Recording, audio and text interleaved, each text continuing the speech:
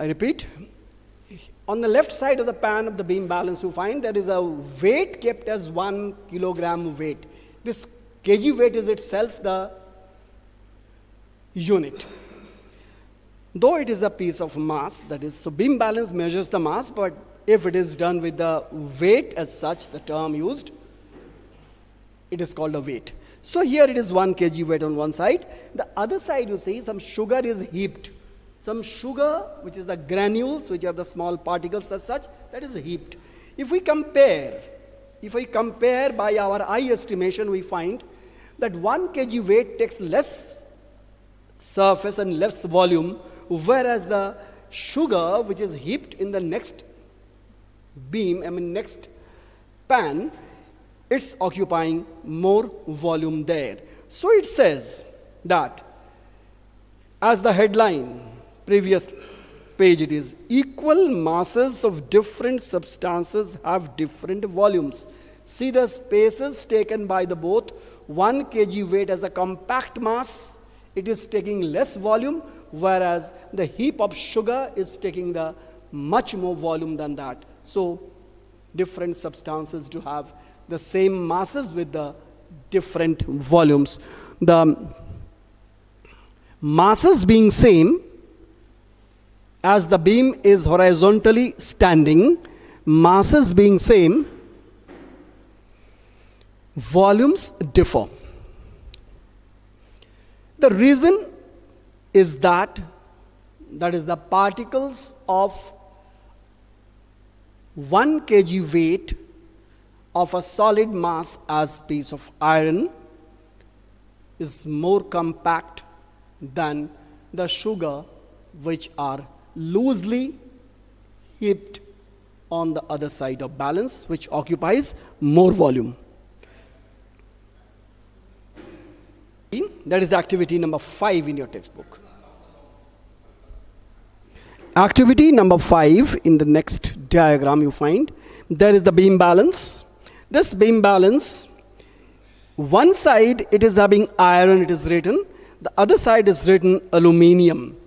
These two metals are there, occupying the same volume almost. You see, they look alike. Their dimensions are same, looking alike. So they are taken to be granted that both occupy the same space, so they both have the same volume. Iron and aluminium, though both are the different substances. You see, when they are just balanced on the beam balance, you find the iron is just sagging down. The side of the pan or side of the beam is just moving downside where iron is, but aluminium is there, it is lifted up. It shows that iron is heavier than aluminium, but this is not a very good way of saying. It is not the very good way of saying.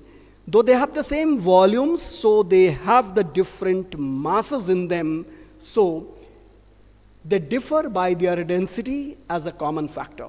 That's why the iron is appearing to be heavier than piece of aluminium, provided that they have the same volume, provided that they occupy the same space. The second diagram in the same series, you find there is an aluminium and there is glass. The same thing being done, glass and aluminium piece, both are having the same volume, piece of glass and piece of aluminium, both having the same volume. But here you find aluminium weighs more than the piece of glass. That means aluminium has got greater density than that of the glass. Similarly, a glass and wood, both are compared. There also you find that glass is becoming heavier than the piece of wood, though both these pieces have the same volumes. So they say different objects and masses of the different objects do have their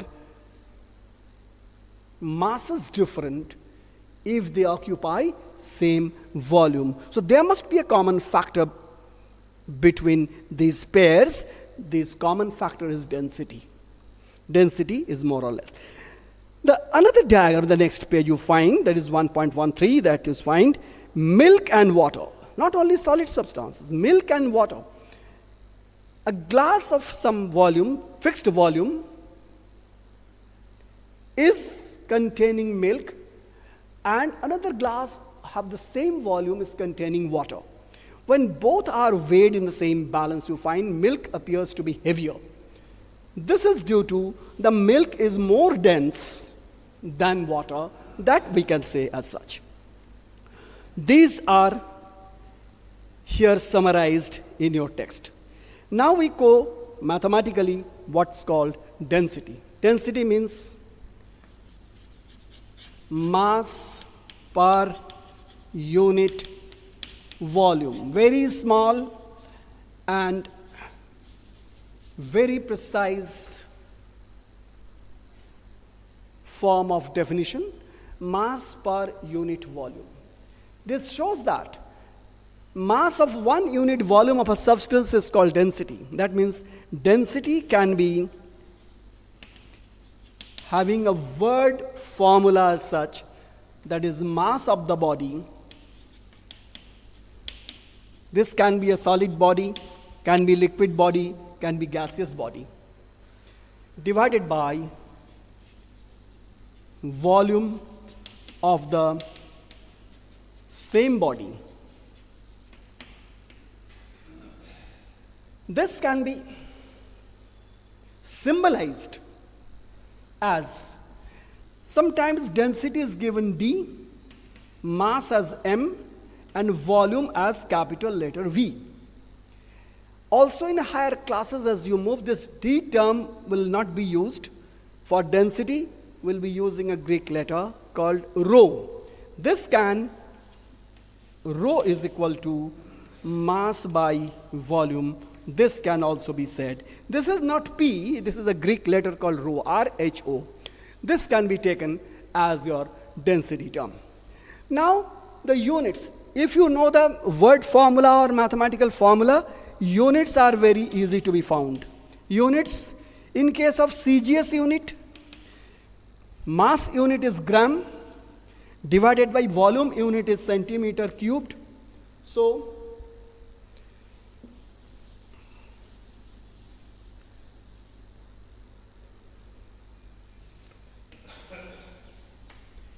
this can be written as gram per cubic centimeter as such. If it is SI system, in place of gram, the mass is kilogram divided by meter cube. This can be said kg per cubic meter. Very easy to understand by their mathematical formula. You may be required sometimes to interconvert, change to one unit to another. It's already there in your textbook. I think you must practice it also once doing. So density is there. I'm going to rub the blackboard. It's a very simple thing. So you just take the textbook support.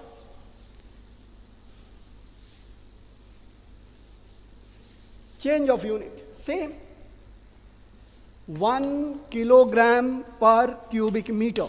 This means 1 kilogram mass divided by 1 meter cubed of its volume.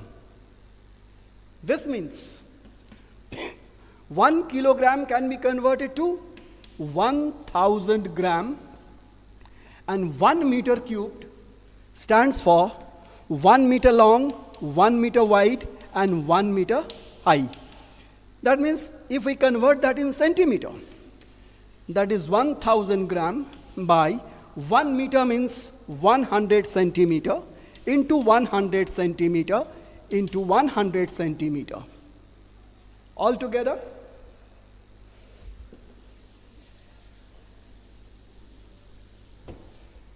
this comes to be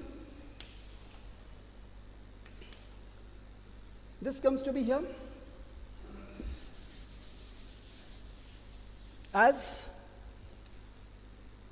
1000 gram divided by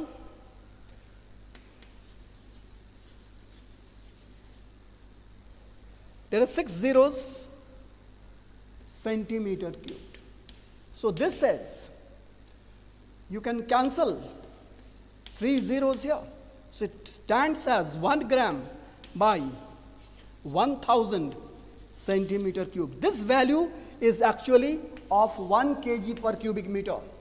That means 1 kg per cubic meter is equal to 1 by 1000 gram per cubic centimeter. If you cross multiply, this will go up with the 1000 kg per cubic meter will be remaining here as 1 gram per cubic centimeter. That means if there is a requirement for changing density from kilogram to gram per cubic centimeter, there will be a ratio of 1 by 1000. That means 1000 kg per cubic meter is equal to 1 gram per cubic centimeter. For example, I take the example side by side. If the density, let density is equal to 1.2 gram per cubic centimeter. For example, 1.2 gram per cubic centimeter. So, how can we convert it to SI system?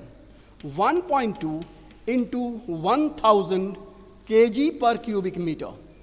This will be 1200 kg per cubic meter. That means that body weighs 1200 kilogram for its volume of 1 meter cubed. So a body having a mass of 1.2 gram for its volume 1 centimeter cube, correspondingly it will have 1200 kilogram of its mass with its volume as 1 meter cubed. This way you can go ahead with your units for measurement. Now come for the measurement. The measurement unit is very simple as such. The measurement of mass and volume. Mass you can measure, in short I say, mass you can measure by using beam balance as by weighing balance. And volume you can measure if it is a regular object, volume can be done by the formula method. And if it is irregular body, then this can be done by upward displacement of water method. So once mass and volume are found, you can divide the value of mass with the volume with their proper set of units. Means if it is going CGS, you must have the gram and centimeter cubed. And if you have the SI, then you have to have the mass in kg and meter cubed. With this corresponding values, you can get the density of it. Density of liquid is also done by the same way. There is a method given there in a beaker. You take first an empty mass. Then the same beaker is having a volume taken as a known volume at first. They were taking the density of milk, as the book says. So a beaker is to be taken a mass of empty beaker, means having nothing in it. And another measuring cylinder is measuring some known volume of its milk. Say a cylinder is taking some amount of milk, some volume of milk. That volume must be known from the measuring cylinder. Then that volume is to be transferred to the empty cylinder, empty beaker, and second time the beaker is weighed. Obviously, the weight of second beaker will be definitely more than the weight of the first empty beaker. So when you subtract that, you will get the pure mass of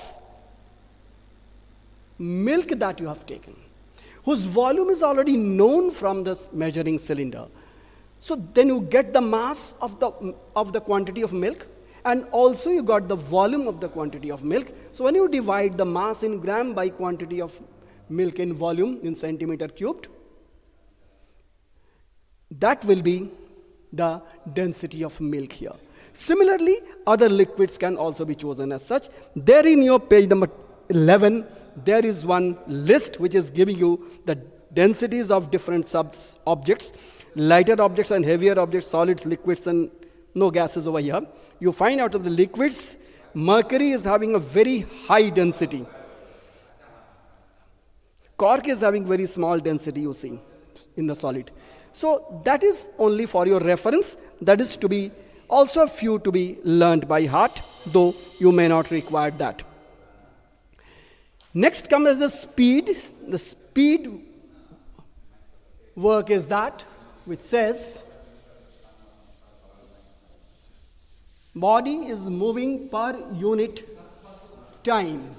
Distance traveled by a body per unit time is called speed of the body. So, speed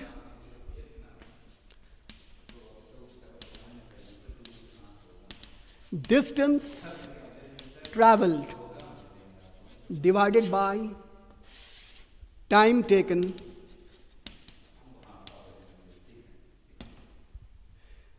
speed.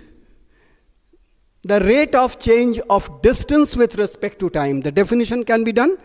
The rate of change of motion is called speed, or the other way you say, the rate of change of distance with respect to time is called speed. So speed, normally, as it is given in your textbook, it is s divided by distance by time as such. But as you go in higher classes, the speed will not be taken as s, but this will be changed as v, and this distance will be called the s, and t will be called time. So presently, you can go with this set of formula, or you can go with this set of formula. Mind, these two s are different. This s represents the speed, the first one. This s represents the speed. Whereas the second one, the s represents the distance. So that is to be made clear. Though your book is, I think it is using d formula. For distance it is taking. V is equal to d by t, they are saying. In place of s, your book is taking d by t. Either of the term you can use, though in place of s they are using in your textbook, it is using v as a common, but the distance and s, I've taken s for the distance as you move on to the higher classes. So here, the speed which is there. Now the units, though I said units can also be done with the, so units can be CGS, as the distance unit in CGS is centimeter, divided by time unit is called second, so it is centimeter per second. In SI system correspondingly, it is meter per second, so this can be written as meter per second. But there is one practical unit. This practical unit is for higher degree of its value, so that is called kilometer per hour. It is called kilometer per hour. It is called kilometer per hour, or it is written kilometer per hour as such. Though they have got interchange method also, kilometer per hour and meter per second. So that interchange also to be done. They are not very much unknown. You are doing in arithmetical questions in your arithmetic textbook in some classes of 6 or 7, wherever it is. So, as you say 1 kilometer per hour, that means 1000 meter for 1 kilometer, and hour has got 60 minute into 60 second. So ultimately you get 2 0 cancelled over here. You get 10 meter divided by 6 into 6 second. So further cancellation will make it 2 5s are 10, 2 3s are 6. So here comes ultimately 5 divided by 6 3s are 18 second. So 1 kilometer per hour is 5 by 18 meter per second. 1 kilometer per hour is 5 divided by 18 meter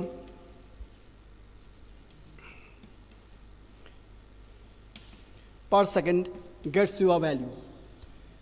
It can be done in the decimal point also. If it is reversed,